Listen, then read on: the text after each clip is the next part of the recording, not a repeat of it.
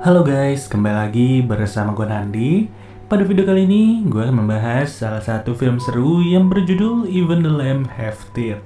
Tidak pernah lupa, gue selalu mendoakan agar kalian dan keluarga bahagia serta sehat selalu ya. Film ini dibuka dengan memperlihatkan sekumpulan remaja nakal yang tengah asik berpesta di tengah hutan. Hal tersebut membuat mereka semua merasakan halusinasi yang sangat-sangat berlebihan.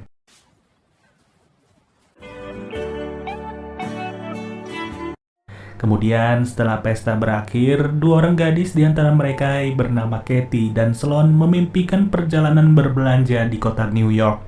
Akan tetapi, keinginan mereka harus tertunda dikarenakan tidak memiliki cukup uang ditambah biaya untuk belanja yang juga pasti sangat lumayan. Sehingga membuat mereka memutuskan untuk bekerja terlebih dahulu di pertanian organik yang akan dibimbing oleh paman Katie bernama Jason.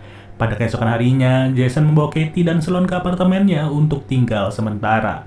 Lalu, ketika waktu sudah pagi dan matahari sudah terbit, Jason mengantarkan Katie beserta Sloan sampai ke tempat pemberhentian bis yang akan mengantarkan mereka ke pertanian organik. Setelah Jason pergi, dua gadis yang menunggu jemputan bis ini pun menumpang pipis di coffee shop terdekat. Namun tak lama dari itu, dua pemuda bernama Z dan juga Lucas datang ke tempat yang sama. Mereka tertarik kepada Katie dan Sloan. Mereka mencoba berkenalan dan akhirnya mengobrol satu sama lain. Katie bersama Sloan menceritakan tujuan perjalanan mereka yang akan bekerja di pertanian organik. Di sini, Jet dan Lucas mengaku bahwa ia adalah pengelola pertanian organik itu, yang dimana dengan baik hati mereka mau memberikan tumpangan kepada Katie dan juga Sloan. Sayangnya, dua gadis ini sangat-sangat gampangan, yang berujung tanpa menolak sama sekali, mereka pun akhirnya ikut menumpang. Dari sinilah masalah pun segera dimulai, di mana bukannya pergi ke pertanian, Jet dan Lucas malah membawa kedua gadis itu ke sebuah rumah. Setibanya di sana, Katie dan Sloan disambut hangat oleh ibunya Z beserta Lucas. Keluarga ini benar-benar terlihat sangat baik pada awalnya. Si ibu membawa mereka masuk serta memberikan sebuah hidangan yang tentu saja Katie sukai. Tapi selang beberapa saat, niat jahat keluarga ini pun mulai tercium. Kedua gadis itu menyadari bahwa obat bius sudah dimasukkan ke dalam makanan tersebut. Dan sebelum mereka pingsan, Katie bersama Sloan masih berusaha untuk melarikan diri. Akan tetapi, hal itu harus sia-sia karena Z bersama Lucas sukses membawa mereka berdua kembali ke dalam rumah.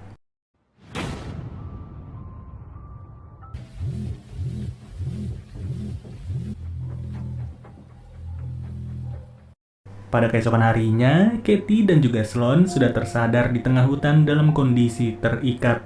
Mereka disimpan secara terpisah di dalam dua buah box. Tak lama, Z pun datang.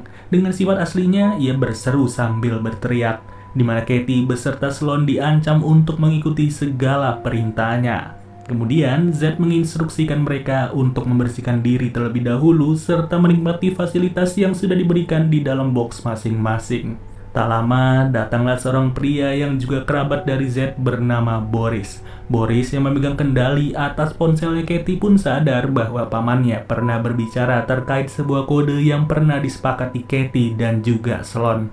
Alhasil, dengan pedenya, ia mengirim pesan kepada paman Jason bahwa Katie baik-baik saja. Selepas itu semua, Katie bersama Sloan dipaksa bersih-bersih terlebih dahulu. Hanya saja pemaksaan itu harus terhenti setelah seorang sheriff yang bernama Andrew mulai datang ke lokasi itu. Tapi ternyata, sheriff tersebut bukanlah orang yang baik, melainkan ia sekongkol dengan keluarga penculik. Bahkan baru saja tiba, sheriff Andrew langsung mengempoi Katie di dalam box yang tersedia. Usut punya usut, tujuan para lelaki itu menculik dua orang gadis hanyalah didasarkan oleh satu motif, yaitu nafsu. Parahnya bukan hanya terkait dengan hasrat mereka saja, tapi juga para lelaki yang ada di desa tersebut. Salah satu contohnya adalah seorang pria random berambut gondrong yang sengaja berkunjung ke tempat itu. Cukup dengan beberapa menit saja, ia berhasil menebar benih di dalam sebuah box sambil terus mendengarkan jeritan yang sangat keras. Gak cuma di situ, selang beberapa waktu, seorang pria bertopeng turut datang menghampiri mereka. Seolah-olah tamu spesial, Z beserta Lucas langsung mempersembahkan Katie bersama Sloan kepada pria tersebut. Yang lagi-lagi suara jeritan keras harus terdengar sampai ke pelosok hutan.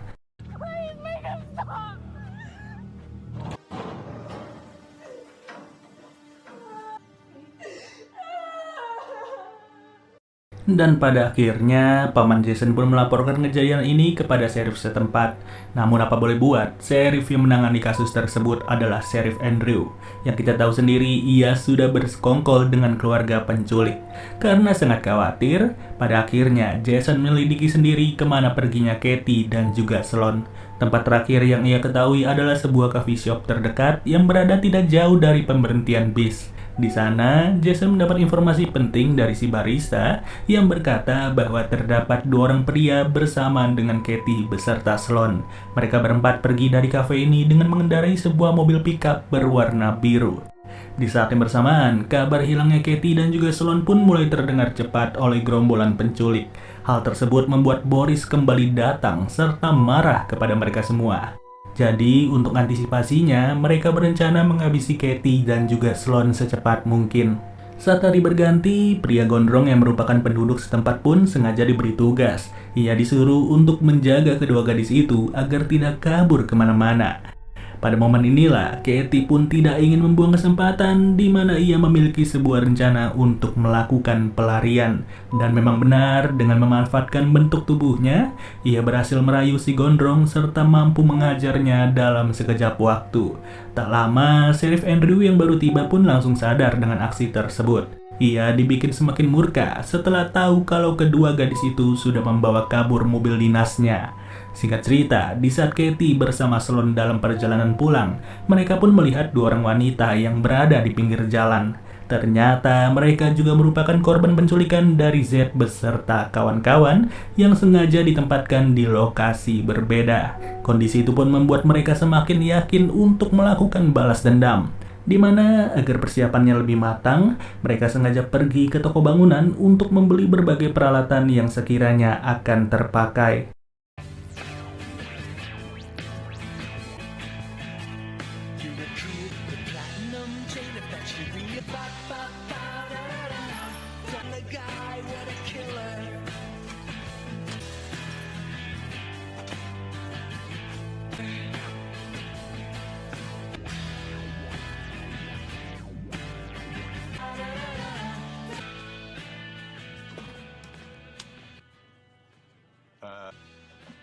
We need gas for this.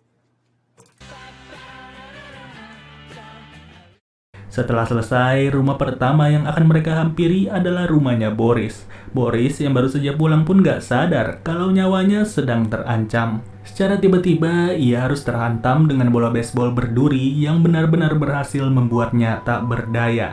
Di sini, para gadis itu pun langsung menginterogasi Boris serta menanyakan identitas dari pria bertopeng. Dan dengan informasi yang sudah dipegang, tanpa belas kasihan lagi, Boris harus dibuat tewas ketika bola baseball berduri itu dipaksa masuk ke dalam black hole. Selang beberapa saat, Jason turut tiba di rumah Boris. Ia mendapat informasi bahwa pemilik pickup berwarna biru itu adalah Boris. Beruntung, para gadis tidaklah berpapasan dengan Jason dalam melakukan aksi tersebut. Dari situ, Katie dan juga Sloan langsung bergegas untuk mengeksekusi target kedua. Yang tidak lain tidak bukan, kali ini target mereka adalah si pria bertopeng. Ya, sudah bisa ditebak, nggak butuh waktu lama bagi kedua gadis itu untuk melumpuhkan pria tersebut. Di mana mereka sengaja menyeret pria itu serta membuatnya menjadi gosong dalam hitungan menit. Jesus Christ!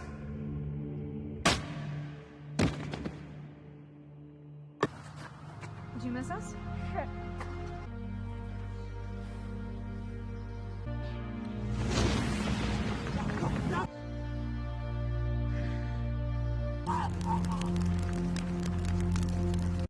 Pada kondisi yang berbeda, Jason sengaja menemui kembali Sheriff Andrew untuk mengetahui informasi terbaru dari pencarian Katie.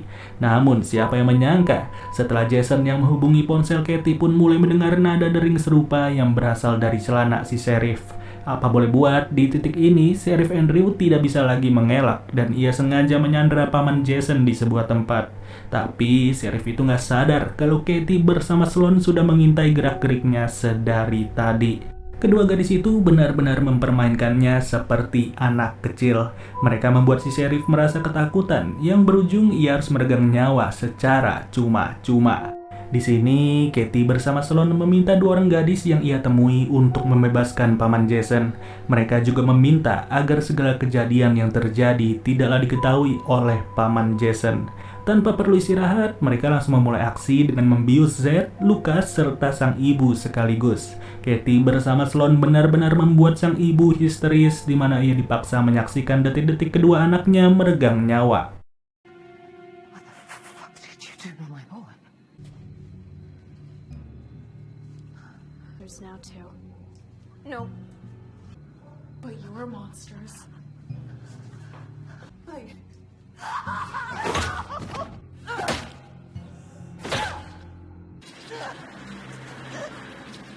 Well? Sisanya, Katie bersama Sloan turut membuat sang ibu merasa tersiksa.